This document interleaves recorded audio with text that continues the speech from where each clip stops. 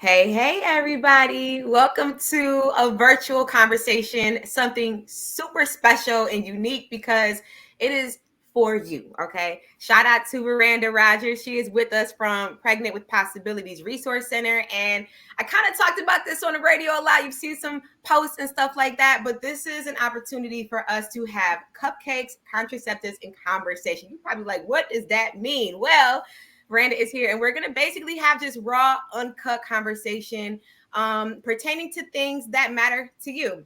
So, if it's sex, if it's pregnancy, if it's how to have safe sex, all these things that a lot of times we kind of shy away from talking about. We ain't shy over here, okay? So, we're going to get into it. And I do want to let you guys know that today's conversation is unique to the topics that we'll have going on, but feel free if you like, wait a second, they ain't talking about this and this what I want to know about, then please you can comment, you can email, you can call, you can do whatever you need to do to get us those questions. But if you have anything that you about while we're talking about our conversation today, feel free to share with us because that will be the topics that we use for the next time we get together. So today, Veranda, first of all, welcome, girl. Hey, good morning. Welcome. How are you? So can you start with your role at the Resource Center, just so that they have an idea of who you are and what you do? Absolutely. So my name is Veranda Rogers. I am the founder and executive director of Pregnant with Possibilities Resource Center. We're located in Maple Heights. We're dedicated to three pillars. One is sexual health education for youth, making sure that they're fully educated. We have a full perinatal support program for anyone that's pregnant or who has a child under the age of 1. And last but not least, empowerment. Yeah. So that's what we do at the Resource Center. What puts me in this space is, so I was actually a teenage parent. I got pregnant at 16, delivered my son 2 weeks after my 17th birthday. And what I saw in my own family dynamic sometimes was that life stopped. Life looks different with a baby. Let me be clear about that. I took on my own personal journey and life's work, as I would say, my mission to educate. And so here I am today being able to educate the youth and saying, hey, this don't have to be your story. Like whatever your goals are, the last thing you want to do is make a temporary situation permanent. Absolutely. And even if it is your story, we have resources for that. You know what I mean? And there's information that is there for you to ensure that your story can be strong, it can be successful, and it doesn't have to be what you see around you or bad or whatever word you put with your situation. That is what we are here for today, to help you kind of like sort through and just get some knowledge on. So it's real. It's raw, it's uncut, but it's to make sure that you understand that this is something we could talk about. You should not have any shame talking about our bodies, about our mind, about pregnancy, about sex, all of that. So I just want to thank you so much for this platform and for the cupcakes. Yes. Because no, for real, this is a vibe. I'm so excited for what this is going to do for our youth, for our women, whoever's watching, the fellas too, because this is for everybody. And let's just jump right into it. Okay. So like we said, every time we get together, these conversations will be a little bit different. The topics might be different because, there might be something passionate to you that you want to talk about, and that's fine. But today we're going to talk about more of the, the contraceptives when it comes to sex, and if this really worked or if that worked. For example, let's talk about that pullout game, Veranda. Yes. Because we've heard that term, that phrase before, and I've heard guys say, no, my pullout game is strong. But what if it's weak? I mean, is that even a thing? Like, is your pullout game strong or is it weak? Is that even real? It is a real thing. And so what you should know is this probably one of the most used contraceptive methods. And so let me back up and say, let's talk about contraceptives. Yes. So contraceptives are the things that you utilize that are going to prevent STIs, STDs, pregnancy.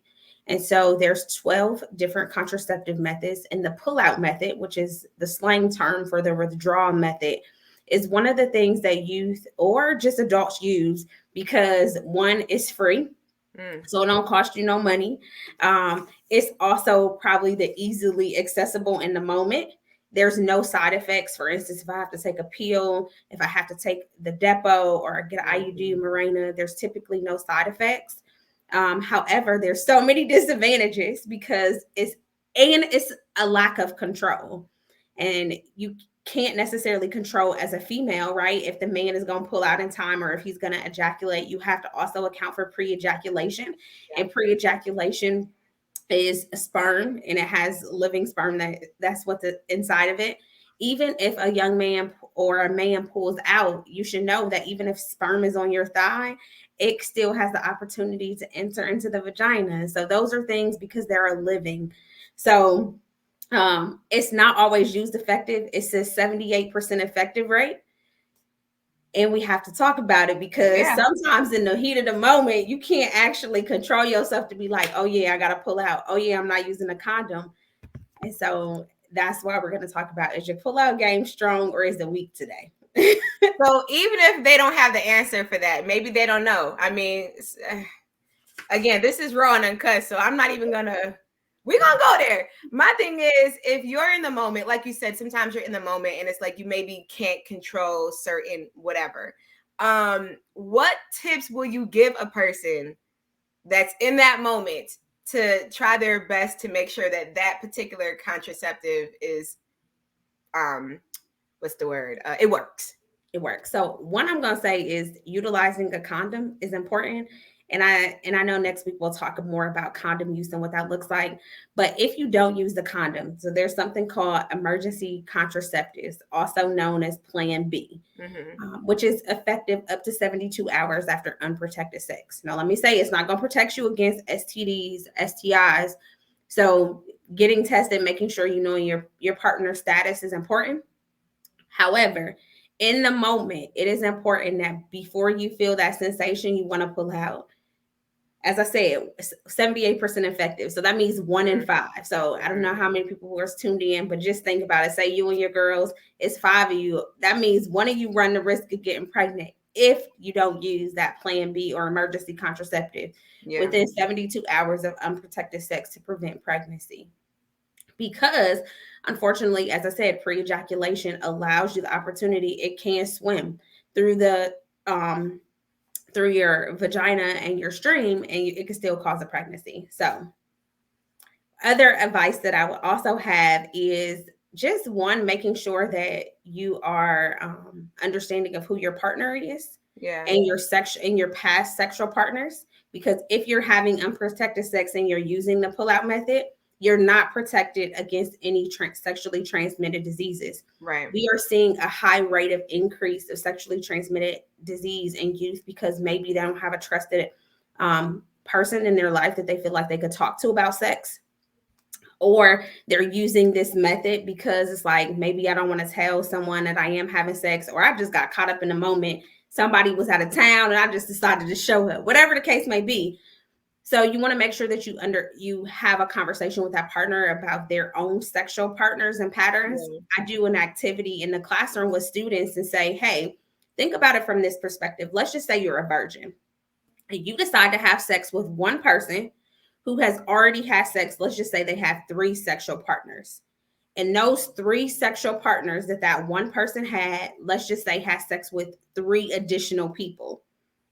And then those 3 additional people have sex with 2 additional people. By the time it's all said and done, by the time you decide to say yes and make that decision, you could have had, as in the sake of teens terms, 50 bodies for only having the choice of one person. Right. So it's important that you have that conversation. Yeah. And that conversation is hard to have because, a lot of times, especially with the youth, sex is deemed as cool. It's what everybody's doing. It's natural. We're supposed to be doing this. And the pressure of just wanting to take care of yourself and be, just responsible and respectful to your body. Sometimes the stigma is, you want to ask the question, you want to get into that person's past, but at the same time, it's kind of like frowned upon because people will be like, nah, that ain't your business. Or they ain't got nothing. Like, I'm safe. I'm good. Like, I protected myself. Like, there's always some kind of like runaround. And I feel like it discourages a lot of people, young and old, to really kind of have that conversation because it's like, well, dang, if I ask, is she or he going to be honest? Can I trust what they tell me? Which kind of brings it back to if you're uncertain, I feel like it should just not be the withdrawal. route more so maybe y'all need to take a little break and go get that condom, because if you have to kind of second guess that, you're really playing with fire a little bit. Because I think a lot of times too, we forget that the withdrawal method, it's like, oh, okay, if you pull out, I'm not gonna get pregnant. But like you said, it's not just about getting pregnant. When you're using that method, you're clearly unprotected. So now it's not just about pregnancy. It's about these STIs, and it's about catching things that you might not be able to get rid of. So you got to be worried about both.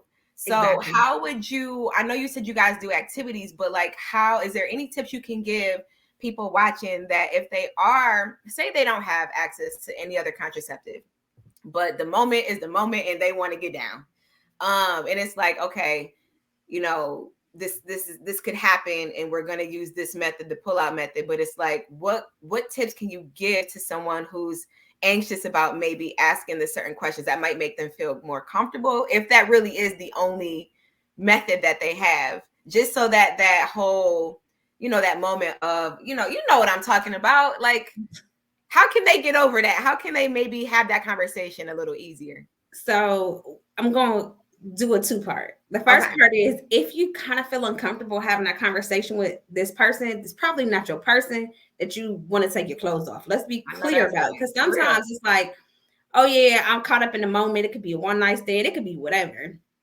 I'm gonna say you definitely should always have that conversation. But if you don't, and before I go there, if you don't, you should also get tested, even if you don't want to talk about body count or how many people you've had sexual intercourse with. Even though I'm absolutely saying you should, Yeah. get tested. There's several clinics around. You can go to the local Cuyahoga County Public Health Department.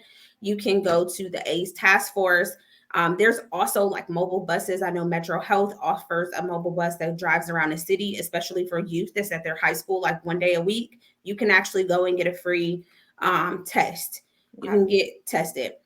I'm also going to say, protect yourself. Like, the reality is you have to, it starts with self-love. We Yeah. do everything here, it starts with self-love, because if you don't love and value who you are as a person, the person that you decide to put in your bed isn't going to have that same value or Absolutely. regard for your life and who you are, because you have to set the standard for whatever it is that you want. And I'm even going to speak to the LGBTQ. Like, don't think that you're exempt from catching a sexually transmitted disease just because, hey, I'm not having penetration in whatever area. You still run the risk if you Yeah. have open cuts, if you're sharing needles. So there's several different ways. Let me be very clear about that to say, hey, if you're not comfortable and able to have that conversation, I'm probably going to say you shouldn't do it. Secondly, is in the moment, as I talked about, if you decide to move forward, maybe you didn't pull out in time, plan B for sure. You also should get tested after you've had intercourse. The most common symptoms for transmitted diseases is what? Do you know? And I'm just going to ask you, Ro, do you know what the number one symptoms Is for? it the discharge? So it's actually nothing. Like, you could have a sexually transmitted And not disease even know. and Facts. not Okay. even know. And so that happens. We see that all the time. But discharge is something. So I'm going to say, even knowing and understanding your body is absolutely important. If something changes or something is off, you have like a smell, an odor, a discharge, some pain, I always say seek um, a medical provider. I'm not Yeah. a medical provider. I don't profess to be, but I am a certified sexual health educator, and I can provide you with the facts. The reality is if something is changing in your body that's not normal, please do not wait. Go get it checked out. Figure out what's happening. Because you could have STD, it could be pregnancy. So those are just warning signs, as I Yeah. say, to be cognizant of. That's really good though that you corrected me, because that's facts though. When you think about it, a lot of people don't have symptoms. So you're sitting here thinking, oh, you good? Like, oh yeah, we did our thing last night. It's 3 months later, you feeling good. You ain't seeing nothing, you know what I'm saying? But it's like, at the end of the day, like, that doesn't mean that you're exempt from have caught something. So it's like, one of the things that I wanted to just reiterate is something that was important to me growing up.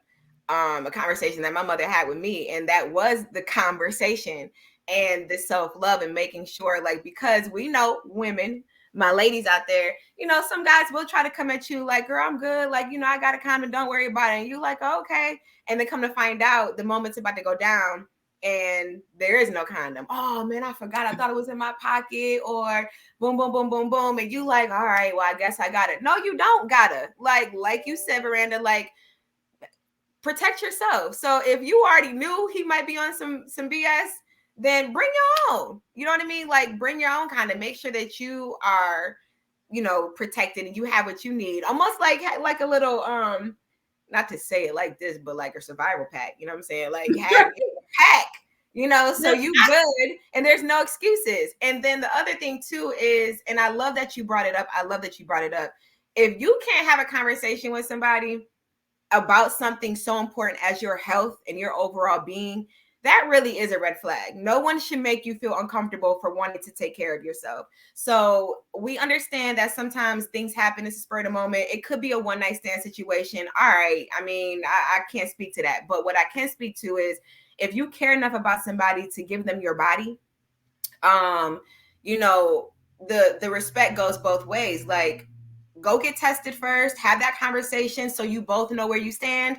And then I feel like that even makes the moment more special, because you guys did that. You know what I'm saying? Like, you did something that is so important for you and for the both of you. So now it's like, ooh, like, oh, we did this together. Like, I'm just keeping it a bug. Like, okay, we could do this. We could definitely do the thing. So, feel that's something to feel good about. Like, where you both are good. You know what I'm saying? And you care enough about each other's body and health that you are willing to do these things. And we're not talking about going, you ain't got to wait no 3 years for like you said, there are resources where you can go get a test, know where you stand.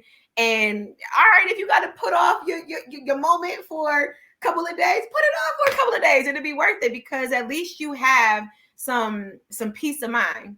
You know what I mean? But then keep in mind, because we know how some people can be like, oh, wait, she ain't got nothing. I ain't got nothing. We good. So we can do the pull-out method. All right, now I ain't saying take a lot of self-control to do the pull-out method. Like, come on, like, we ain't gonna get too comfortable. So, I love the self-love factor, and that goes for men and women. Like, just love yourself enough to know that your body matters, your health matters, and so does your partner.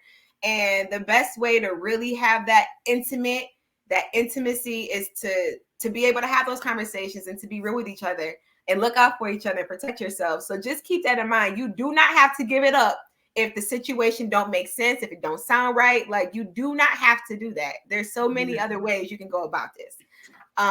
So just kind of like, I guess, recapping the first segment, which is the pullout game strong or weak? Any last just whatever to those, maybe somebody just tapped into, like, wait a second, my pullout game good. Like, should we really be holding on to the pullout method?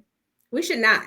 So it's the least effective method of contraceptive. As I mentioned when I first started, there's 12 contraceptive methods. And so I'll actually explain those and break them down for our listeners. So there's some contraceptive methods. There's only 2 methods that protect against STDs and pregnancy. The first one being abstinence. And so abstinence is to abstain or restrain from having any type of sexual intercourse. And there's 3 forms of sex. So I'm going to break that down too. So vaginal, anal, and oral, all consider forms of sex. So abstinence and a condom are your only 2 forms of contraceptive that will protect you from pregnancy as well as STDs. Then you get into the methods that protect you against birth control. So you have the pill, the patch, the ring. You have condoms. There's a female condom. There's also a male condom. You have the IUD, which is an intrauterine device. You have an implant, which goes into your arm. You have the shot, which is it's called the Depo Primavera. Right. You also have spermicide gels and foams.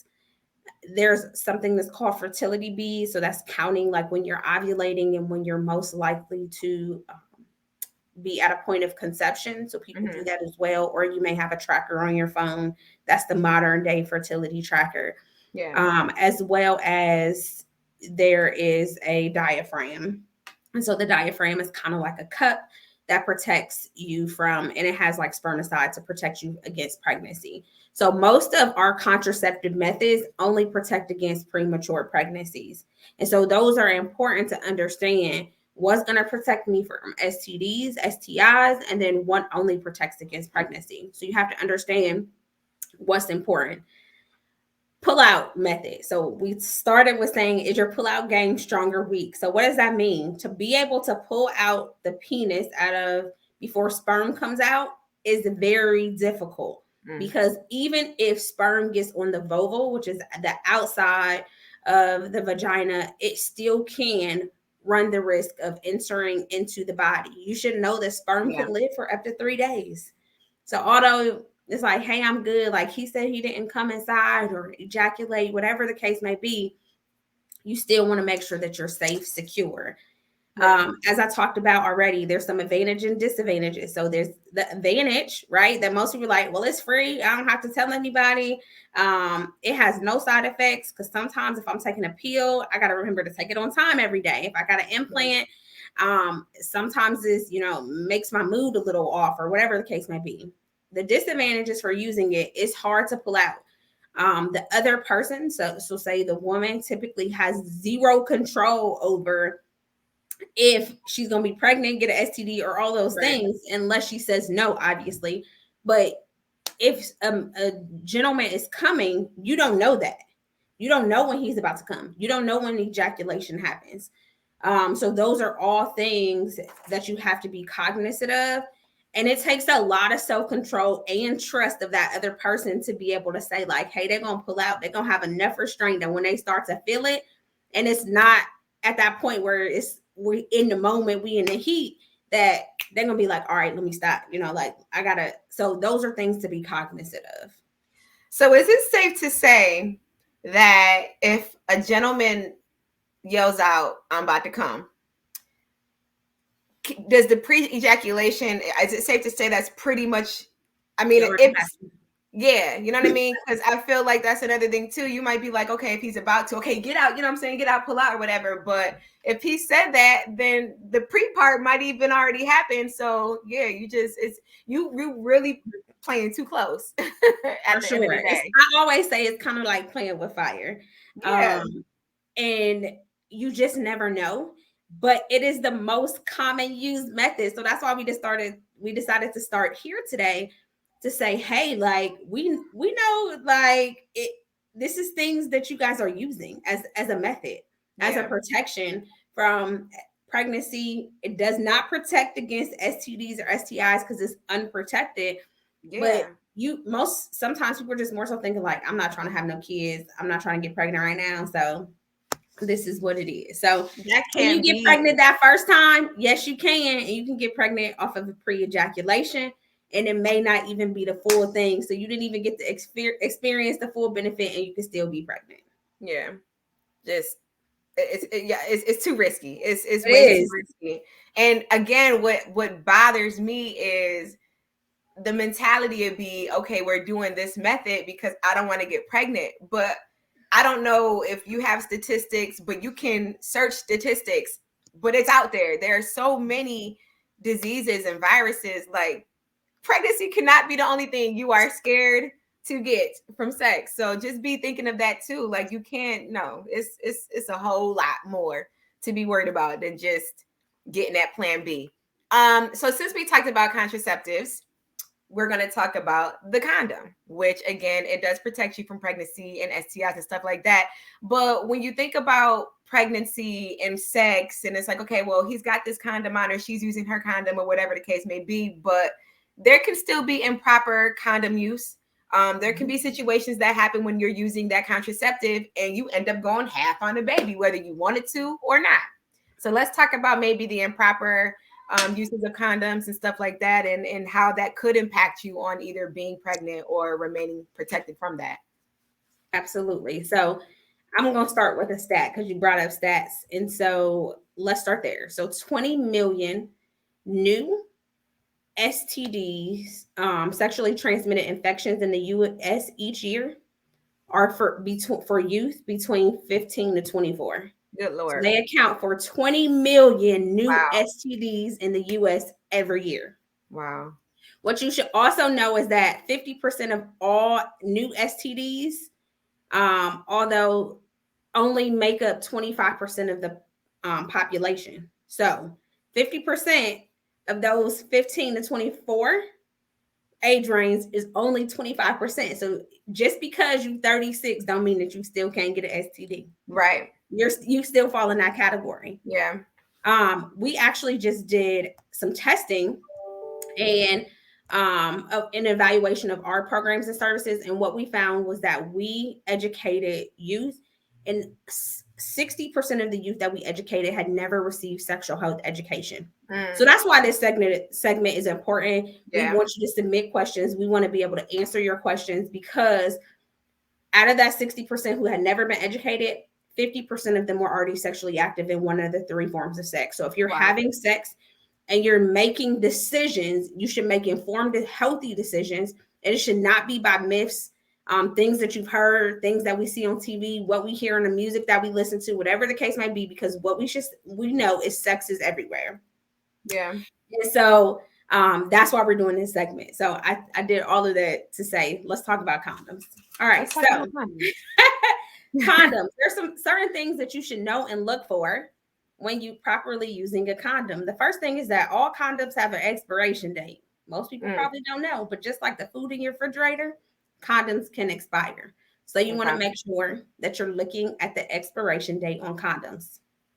Secondly, condoms should not be in your wallet, in the glove compartment of your car, left out exposed. Condoms should be in dry, cool places. And so in the car, it's heat, right? It creates moisture. In your wallet, because it's, compact, hot, they shouldn't be stored in there. All condoms have like a little bubble. And so like when you fill the packet, you want to make sure that there's like a little bit of air in there, because if it's not, then that means it's been tampered with. It could have a hole, whatever the case may be.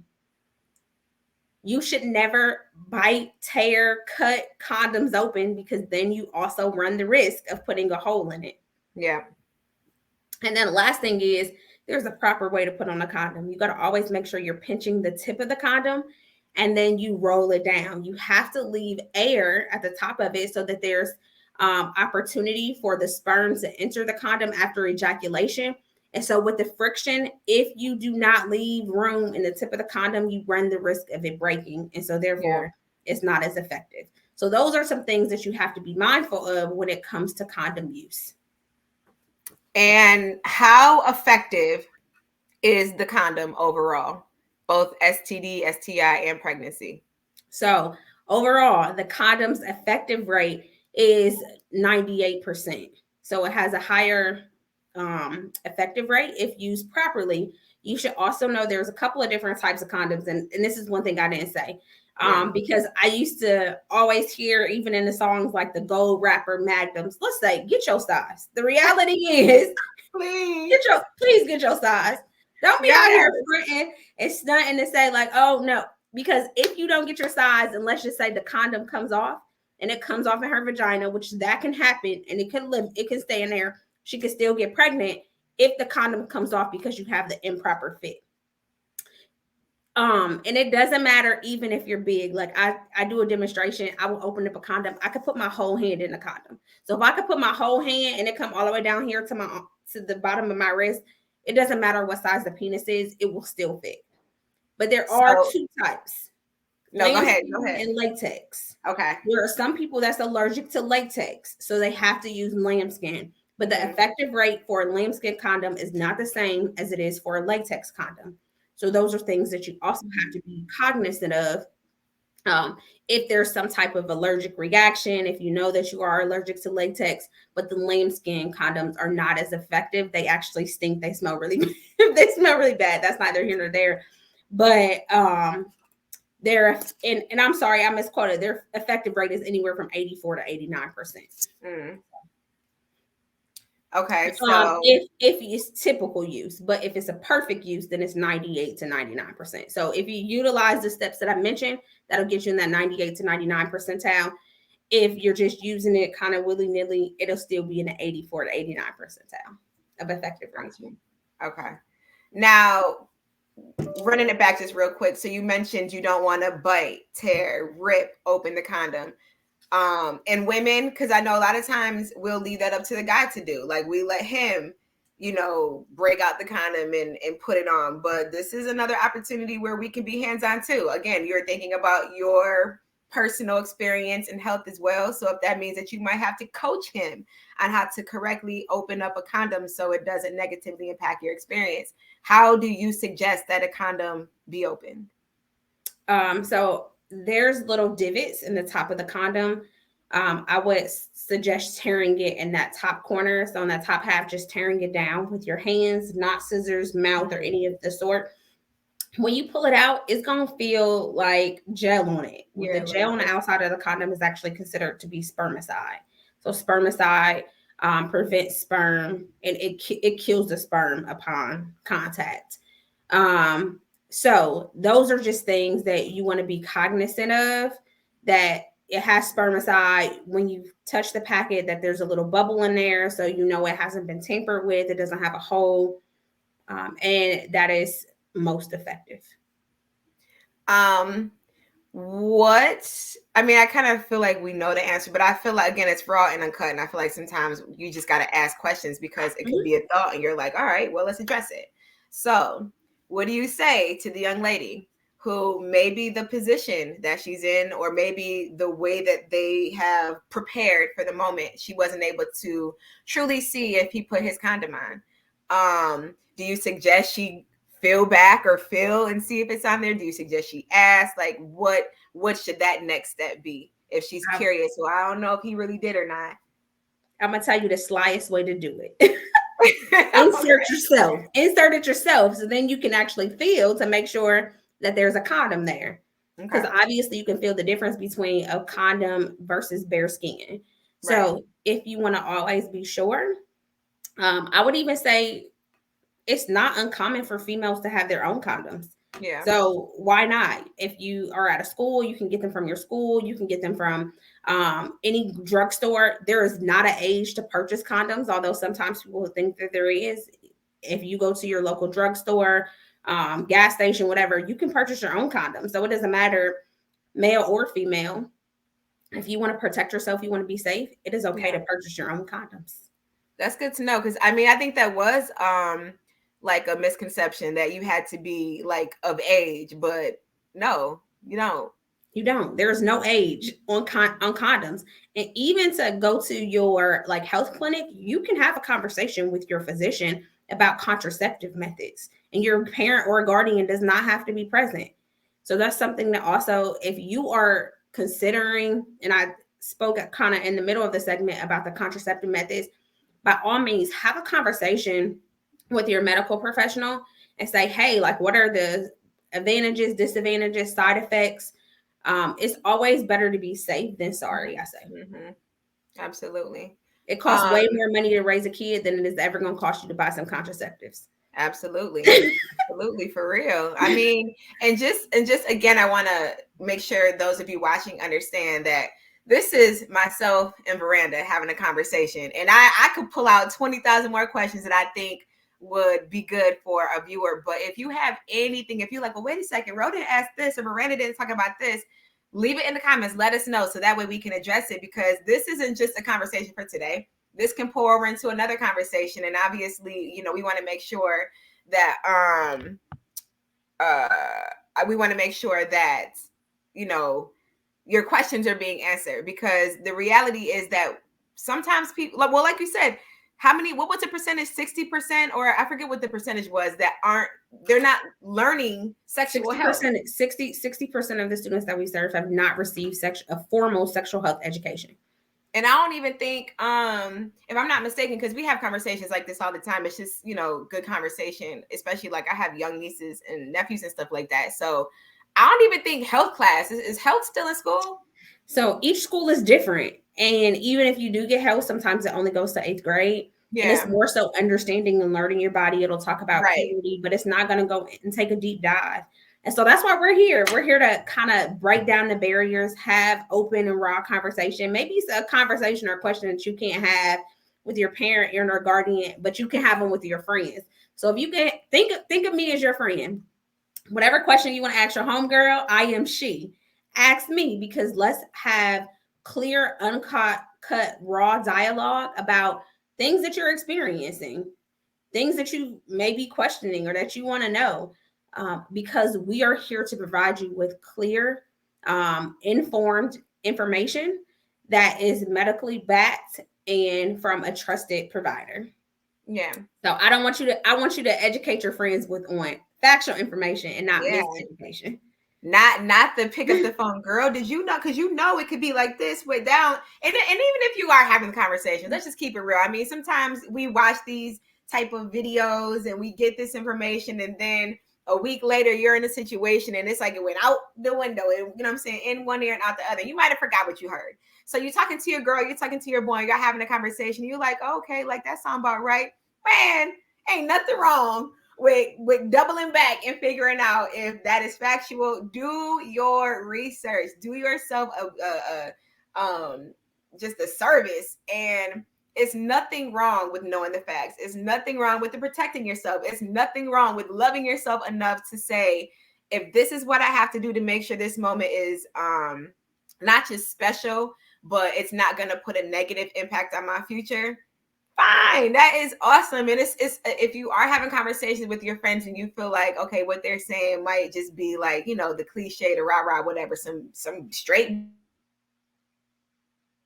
yourself in your resource center where you can have these conversations and you can get the facts and you can know better, which will and lead you to do better. So let's talk real quick just about your resource center. Let's say there is somebody watching, they're like, yo, this is exactly what I've been looking for. Like, I can't talk to my mom, I can't talk to my dad, my friends don't know nothing, they right there with me, and they're just kind of like at a standstill. How would they be able to reach out? What are the programs that they can sign up? Is there a way that they sign up for these programs, or is it just like what is it? How do they get involved? Yes, absolutely. So typically we bring our sexual health program, which is entitled Endless Possibilities, into schools or community-based organizations. In the summertime, we do also run a summer program. If you need just some trusted advice, you can always contact our office. We have 3 certified facilitators who are a part of our organization that can talk to you, have conversation. And our phone number is 216-510-5101. You can also find us online at pregnantwithpossibilities.com. And we would love to just hear from you. If you want to bring this program to your school, have a conversation with your school administration. We would love to bring it. So even if school administrators are listening, teachers, wraparound resources, coordinators, superintendents, principals, by all means, reach out to us so we can come in and look at having a conversation about bringing this program into your schools. Because what we know is if we can meet you in their area and environment, not as an after school program, it's more effective for us to be able to empower and to educate. Absolutely. And then also like and share this video Yes, because like and share this video. 2 things I'm gonna leave you guys with. 2 yeah. myths that you should know. One, you should not use double condoms. So sometimes people like Oh, to say, that's what I was going to ask. Yes. Okay. 2 condoms is it more effective? Absolutely not. It's actually worse. Right. Just use one. And condoms is a one-time use. So once you open it and take it out the package, you cannot use it again. So those are 2 things about condom usage. Pulling out, we talked about that. It is only 78% effective and it does not protect you against STDs. So you want to make sure that you are using some type of contraceptive that will protect you against pregnancies, but also know that it does not protect against STDs. So getting tested, knowing your status is absolutely important. Absolutely. Veranda, I just want to thank you so much for your expertise and what you're doing for our youth, for the community, and for women and everyone that this impacts. Because, like you said, sex is everywhere. It's a part of our natural being. And there should be no reason why we should be, one, uneducated, nervous about talking about it, anything. I mean, I just really appreciate what you offer, because it's very necessary and you can totally be honest with yourself and with your partner about sex, pregnancy, your health, just everything. And I do want to remind you guys too, like the questions that you have, they don't even have to be specific to right now. So if you just have a question, period, like you can literally start the dialogue for the next time we talk. So don't feel like, okay, well, if we address this, like they can't talk about it again or whatever the case may be. Again, it's raw, it's uncut, it's for you. We want to make sure that you're getting the information, you're getting the facts, you're having the conversation, you're being comfortable and open about something that we shouldn't be reserved about, because sex just really impacts our life in so many ways, good and bad. So it's like, just use these opportunities, the resources like Pregnant with Possibilities, to educate yourself, to be aware, and to just further your progression, whatever race, sex, orientation you are, so that we have how do you end that, like so we make healthy unwanted decisions. pregnancies and diseases you can't get rid of. Yep. Yeah. And that you're just making healthy choices and you're aware of those. Yep. So Yep. Well, until next time, make sure you guys are following too at Z1079 at Road Digger. Do you guys, what's your website? Do you have a website, right? Yep, pregnantwithpossibilities.com. And you can find us at pregnant_possibilities on Instagram and Facebook. Okay, because we'll definitely be posting and sharing the details on our next conversation. Thank you guys so much for watching. Thank you for your honesty, and leaving your comments, whatever those may be. We will address it because it's important to us. I know it's very important to your resource center too, on this for our youth and just people in general. So until next time, thank you guys so much, and we'll have another conversation soon. Yes.